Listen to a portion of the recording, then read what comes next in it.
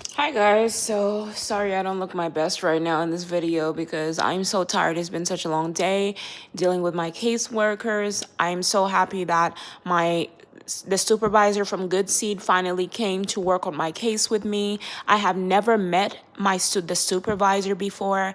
Ever since I got ever since I got my voucher and was able to talk, to the caseworkers, I didn't get a chance to meet even my supervisor.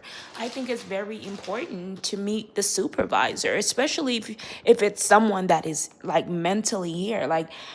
And it's not like it might come off as if the behavior that I went through was to really get them here, but it probably was universal wise because sometimes you wonder why things happen and you're like, man, I wish this didn't happen. Like, why would a person like me risk such a beautiful place for a moment? You get what I mean? It's for a moment to dance a moment, but it wasn't a moment, it was a reaction.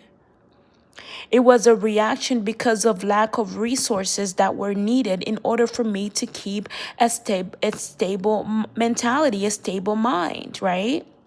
So it's like when the companies get donations, they also need direction, right? Donations and direction, proper training so they know exactly what to do. But how can you even train them? I'm telling you, as a person that has sat here with my caseworkers, they're not the best listeners.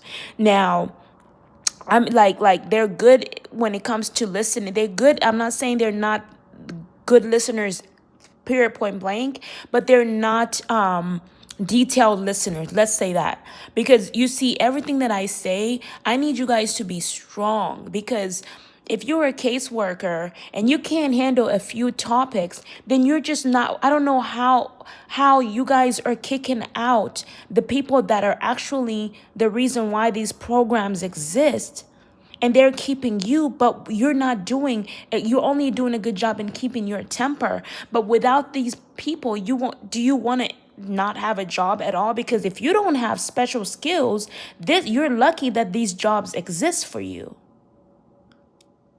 If a person can get off the streets and actually get into office and tell you what happened on the streets and obtain and even if the company is what's providing the funding, finding the apartment and convincing the apartment complex to let you in is a job.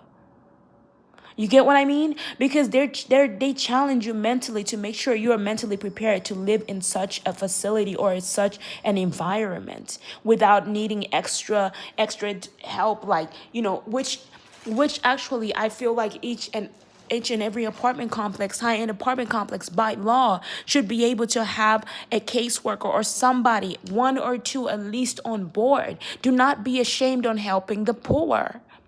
I know you guys don't want a bunch of people lined up, but at least for the people that are in wheelchairs, like, by law, as long as you open doors and you're not allowed to discriminate, you have to be able to do more than just let them in.